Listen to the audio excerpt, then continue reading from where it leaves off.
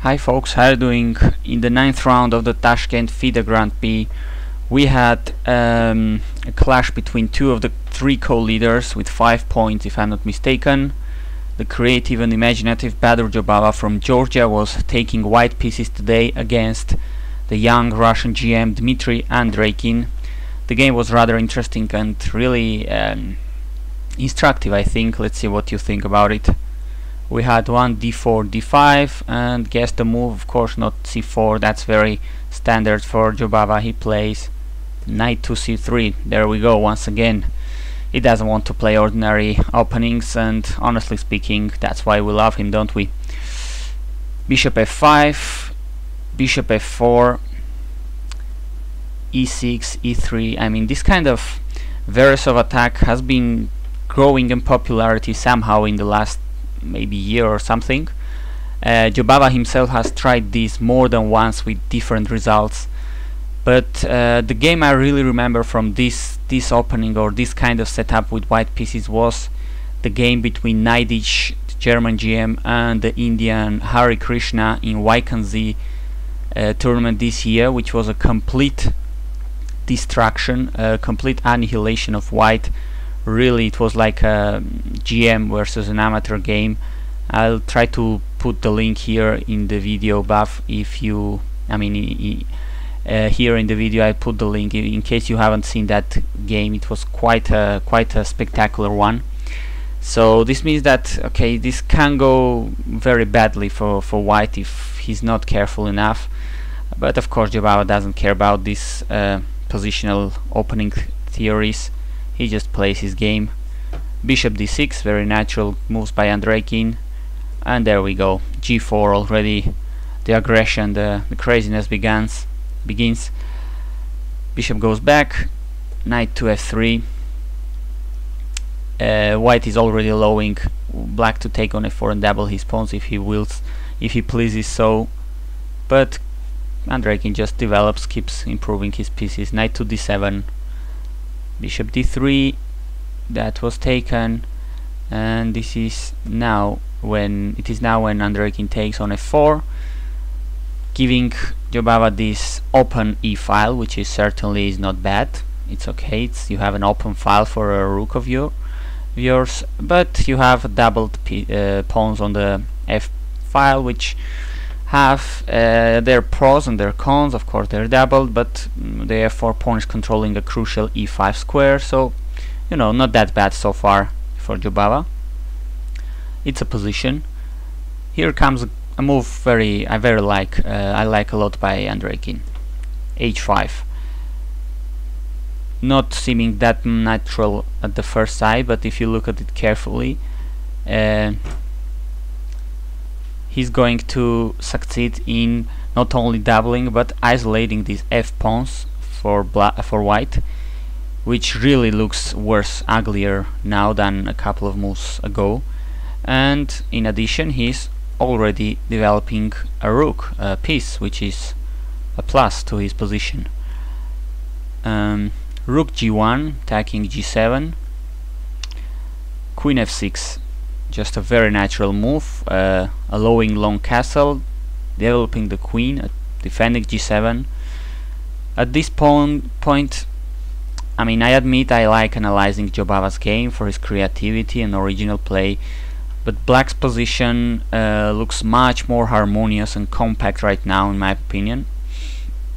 Just about to castle long and complete development, and I think this didn't go that well for Jobava already. We've only seen 11 moves, but black, I think, stands better here. White has lots of weak pawns on the king side, not coordination, not harmony, not development. Jobava plays knight e5, trying to do things, and certainly there are some interesting ideas behind this move. Now let's see alternatives for black. Of course, taking with the knight seems rather good for white. Now he's improved his pawn structure, which is more important. He has a strong pawn on e5, cramping black's position, getting lots of space. This is better for white, of course, so out of question. Well, taking on f4 was interesting. Not that great, not that bad. This was Jobava's idea, the main idea behind knight e5, allowing black to take, and instead he takes on d7 with the knight, putting this black king in the middle. Well, not sure if that's that bad here, because even if queen b5 check, well, c6 of course not, because b7 would check, but king could go to e7. There are no more dangerous checks, and in fact white's king is going to be in the center for a while as well, because the queen on f4 is stopping white king from castling long. g7 is hanging, but so is h2. It's a complicated position, and both kings could be in danger if they're not careful enough. But Andreikin plays it simpler. He doesn't want to take on f4, he just plays a very cute leader move, c6, saying, well, now I'm threatening to take on f4, because after knight takes, king takes, you don't have any more queen b5 checks. c6 pawn is protecting the b5 square, so an interesting idea, a useful one, I think. Knight a4. I think Jobava just goes too original here, not castling, not completing development. Okay, his idea could be to take there with the king must take, and then go knight c5 with a check, but that's nothing out of this world. And now Andreikin easily takes on f4 with the queen, prevents white from castling long, and really we can see here that, which could be thought as white's original idea, knight takes, king takes, knight c5 check, king e7, isn't too dangerous for black. I think it's black who has the king in the center in a more dangerous position. f2 and h2 are hanging, almost hanging f2. Okay, g7 is hanging too, but whenever this rook gets into play, knight f6 for instance, this is going to be very, very sad for white. So after queen takes f4, Jobava just had to admit he wasn't that right about his ideas, and he just goes knight f3, back with the knight. And Badur's original play already backfired badly, I would say, after only 13 moves.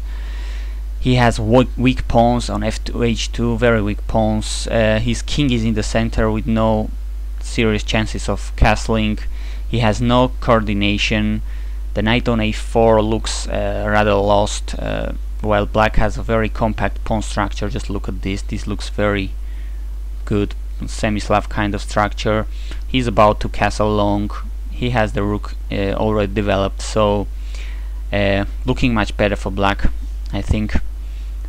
And here Andreikin plays following a very classic and useful rule. Whenever your opponent's king is in the center without possibilities of castling, like here, just open up lines, open up the center. That's what he tries to do with e5. Even if g7 is hanging, well, he completes development, castles long, and here I think, well, it's clear black is better. Queen e3, trying to be relieved. Oops, that was too much.